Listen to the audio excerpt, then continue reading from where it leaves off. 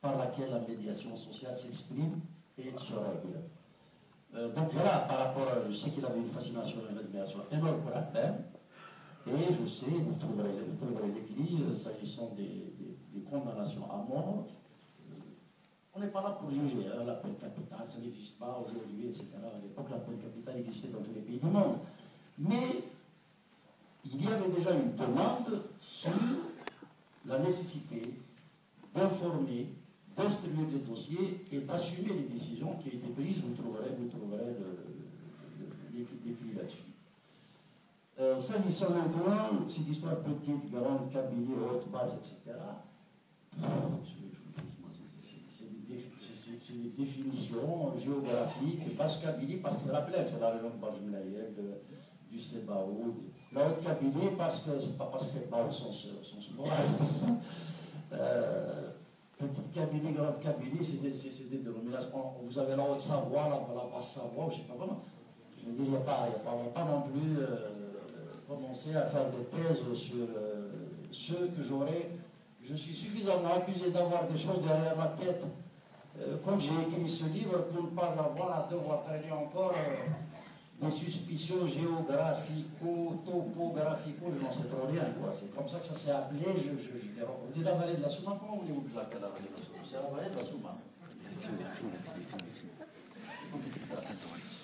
S'agissant de c'est ma soeur Koussi, c'est Mohamed Saïd, qui a été le premier chef de wilaya de la wilaya Tawa, après le congrès de la Souma. C'est un homme qui a un parcours assez singulier. Il était engagé sur l'OSS. Il a joué sur le Coran qu'il avait fidélité au Reich, etc. Il est rentré se battre parce que pour lui, la puissance allemande, je le cite, hein, la puissance allemande allait débarrasser le colonialisme français.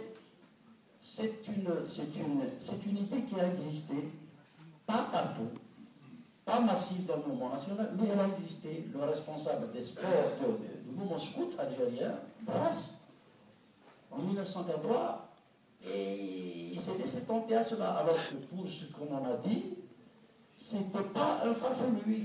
C'est pour ça qu'on ne doit pas juger. Il faut savoir dans quelles conditions d'écrasement, d'impasse historique, de déchirement, d'opposition se trouvait le mouvement national, pour non pas justifier, mais comprendre ce qui a pu amener à un moment ou à un autre des gens à se laisser entraîner par des raccourcis militaires. Voilà. Et Mohamed Saïd avait été arrêté en 1942 parce qu'il était dans l'armée allemande. Et Rommel, qui voulait l'ancien mouvement insurrectionnel en Afrique du Nord, a décidé de les faire parachuter lui et 10 autres soldats algériens, mais dans l'armée allemande, à l'intérieur du pays.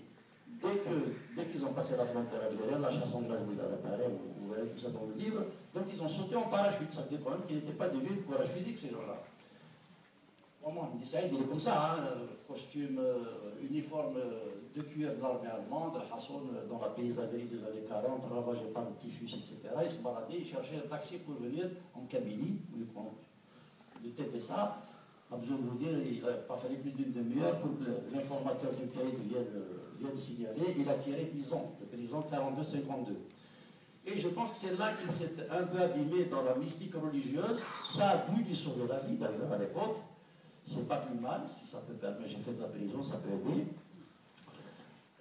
Sauf que lorsque cette interprétation rigoriste de la religion est utilisée par quelqu'un qui a droit de vie ou de mort sur les gens dans une wilaya, ça a fait quelques dégâts, et je raconte comment un brillant capitaine Aïssa Bouldeoui a failli perdre la vie à cause de cela. Je dis donc ce que je dois à dire, ce qui m'est arrivé en âme et conscience sur le parcours de Mohamed Saïd. Mais je dis que j'ai tenu à l'équilibre, nous ne devons pas juger ces gens-là. Qu'on le veuille ou qu'on ne le veuille pas, la guerre de libération algérienne a charrié aussi ce genre de personnage. C'est une réaction populaire qui a dû se faire face à une colonisation de peuplement, et l'armée algérienne, le mouvement national algérien a contenu aussi ce genre de bonhommes qui, pensant bien faire, se sont engagés là-dedans. Et c'est vrai qu'il a été à l'origine de la fameuse affaire de Melouza, qu'on a d'ailleurs mis sur le dos d'Armée Rouge. l'université, à Meroche, Melouza, etc. Alors qu'il n'était même pas en Algérie à l'époque. Mais pour l'ASM, c'est bon. Mohamed Saïd ne déposait pas de problème. Autant charger à Meroche, alors qu'il n'était même pas, il était en Tunisie à l'époque. Et Krim, bon, il était avec Mohamed Saïd, mais il voyait un peu les limites du personnage, objectivement, parce qu'il pesait 130 kilos, il se déplaçait très difficilement, alors il fallait de la mobilité, il fallait contrôler soi-même. Ce qui a sauvé Meroche, politiquement et sur le plan sécuritaire, c'est qu'il avait une mobilité extraordinaire. Et après la fin de Moulouzé, il a été rapporté à Tunis, il a été rappelé à Tunis. C'est une question juste que vous soulevez là. Moi je l'ai posée, je l'ai laissé comme ça parce que les gens que j'ai interrogés sur le comment on retire un commandement de wilaya à quelqu'un et on le met au COM, comme c'était le commandement opérationnel militaire avant la constitution des états-majors. Hein. C'est une question qui est restée sans réponse, d'autant plus que Krim, qui est probablement un des hommes que le pouvoir politique a le mieux bonifié, avait une remarquable connaissance des hommes.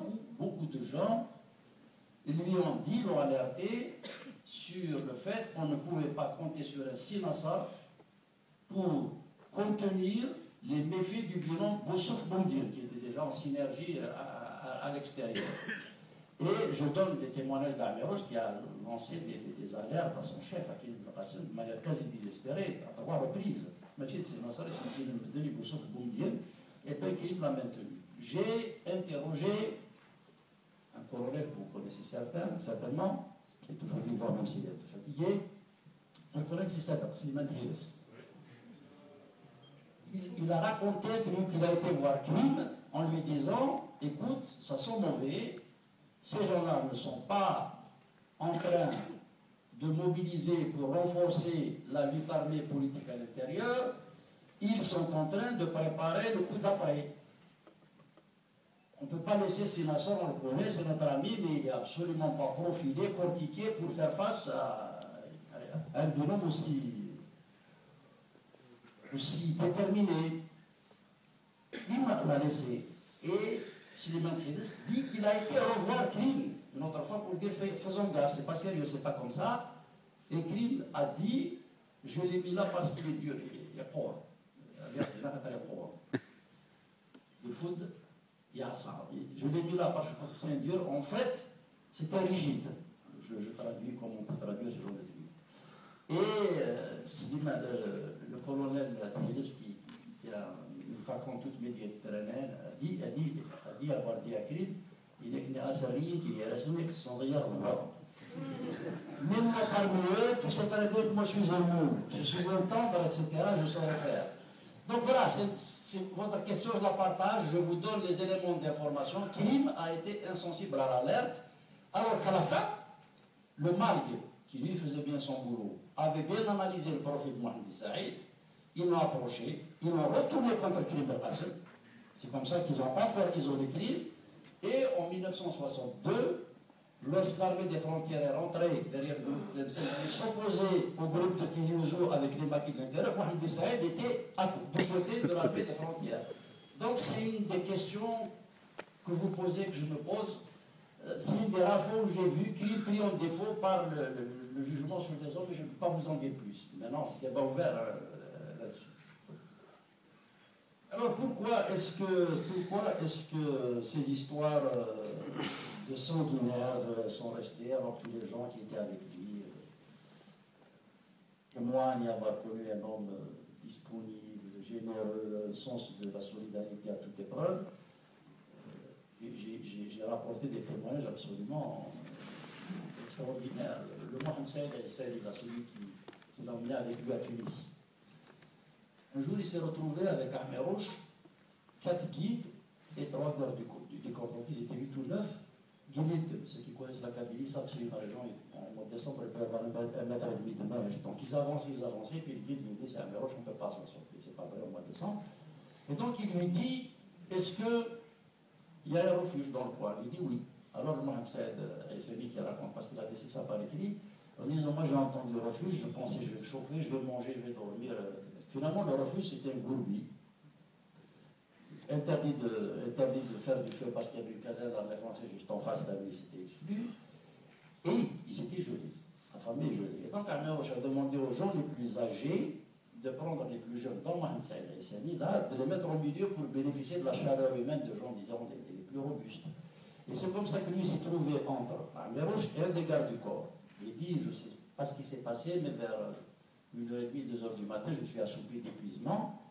Et 2 ou 3 heures plus tard, je me suis réveillé. Et il dit, j'ai vu Amérouche dans un coin de réduire en train de faire des